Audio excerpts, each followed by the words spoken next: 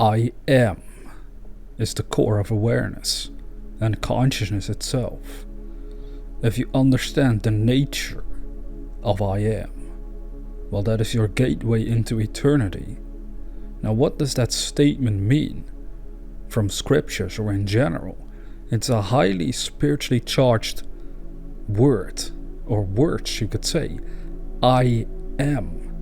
What is your I amness? What is your consciousness? Who are you? Why are you aware? What gives you the power to be aware? These are very fascinating questions that have been automatically formed itself inside my consciousness over the last few years specifically. There were questions that became more and more active in my own mind. Before that, for at least the first few decades of my life, I never really thought about these questions. Why am I aware? Am I aware? Who is aware inside of me? What is consciousness? What is this power that allows me to be conscious and aware of this physical life? Now, all in scriptures we can find quotations about this I am statement as well. I am the bread of life. I am the light of the world. I am the door. I am the good shepherd. I am the resurrection and the life. I am the way and the truth and the life. I am the vine. Now let us shine some deeper clarity on the scriptures and add one tiny word to them. I am is. So we get I am is the bread of life. I am is the light of the world. I am is the door. I am is the good shepherd. I am is the resurrection and the life. I am is the way and the truth and the life. I am is the vine. You see, we're relating it to ourselves, these quotations, because that is what we're supposed to be doing. We don't want to just read such words and then consider them again in a third person, as if this I amness is about someone else other than our very own being, because it is all about you and who you are in the depths of your being. The nature of your I am is a majestic, divine, infinite, beautiful beingness and a state of awareness, free of any limitations and or labels. And we are all expressions of this infinite I amness, temporarily assuming the form of a limited, separate self. This is why there is an innate desire to want to find God or understand God, and we go and search for God in the material world and will not find God, because God is our own I amness, the core of our being. If you want to find peace and joy, to merge with God in its truest sense, become aware of the formless nature of I am that lies beyond the labels of your own finite mind. It is a matter of letting go of all that is, so that pure consciousness and awareness can be revealed within your very self. This is what it means to die before you die. Who am I? What am I? What is aware in me?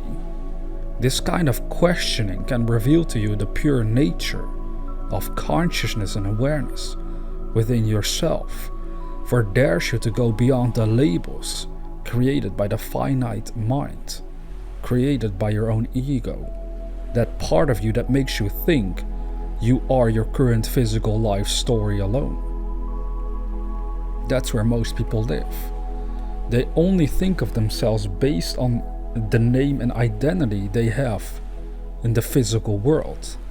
So they're not aware of their own I amness, of their own being, of the nature of their own being. This is what we're called upon to discover throughout this life journey of ours. Because in the discovery of your own being, you will find happiness, you will find joy, love, bliss. Literally anything you could ever want, you find in discovering your own nature. Because as it also was said, God is the fulfillment of everything. And since God is our own beingness, then it must mean if I find my own true being within the depths of my own consciousness, then I find the fulfillment of anything I ever wanted. At first this may be tricky to grasp, because we're so used to focusing on achieving things physically, and we measure whether we are successful or not based on the things we possess physically, the things we achieve physically speaking. But the physical world is, as Neville would say as well, a mirror. It is a reflection of our own consciousness, of the things that we contemplate within our own minds. So therefore, our focus has become, well, distorted, you could literally say. Generally speaking, our focus is so much aimed at stuff that we seem to perceive outside of ourselves that most people completely overlook that they should focus and look within themselves. So their whole attention, their whole consciousness is guided by the labels of the material world alone, never questioning, who am I? What am I? What is aware in me? Am I aware? What is consciousness? Does awareness exist even if the body dies? Is awareness eternal, immortal, infinite, whatever you want to call it? Questions like these are absolutely useful in the development of your own spiritual understanding, because it dares you to stop looking at the physical life and instead place your attention and your awareness on the inner world of consciousness itself. That's the only place where you'll ever find the answers you seek.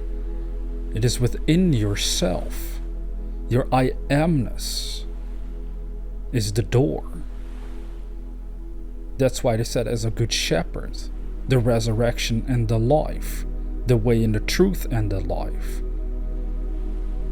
Are you seeing here the absolute wonders that are in store for you if you rediscover who you really are, what you really are, because you were never the labels that you've given yourself. So all you really have to do in order to discover your own I am nature is to sit down, close your eyes, and let go. Let go of everything that currently is. As I've said earlier, in order to discover your I Amness, it is a matter of letting go of all that is, so that pure consciousness and awareness can be revealed within your very self. And that is what it means to die before you die, because so-called death as we know it is also a process of letting go. But then we're literally forced to let go, because the body is no longer functioning. So you have to let go in that moment of your labels of your physical life the way it is. But in doing it before you actually die, you learn to overcome these labels. You learn to discover the true eternal nature of your own being. It is right there within yourself. It's right there, beyond the labels that are sort of obscuring it from view? Are you willing to go there? Are you willing to discover who you really are? Because in it lies the fulfillment of anything you can desire. Ultimately, anything we do because we hope and think it will make us happy. But the problem with this attitude is that it will only be temporary. Because every time we achieve something that we thought would make us happy, might do so very briefly, but then we find ourselves unhappy again. So it's like we're constantly trying to fill a void within ourselves, and that void is actually the lack of awareness of who we really are. That is what we're seeking. That unity, that love, that joy, that bliss, that well-being that we hope to achieve through physical means can be realized by simply becoming aware of who you really are.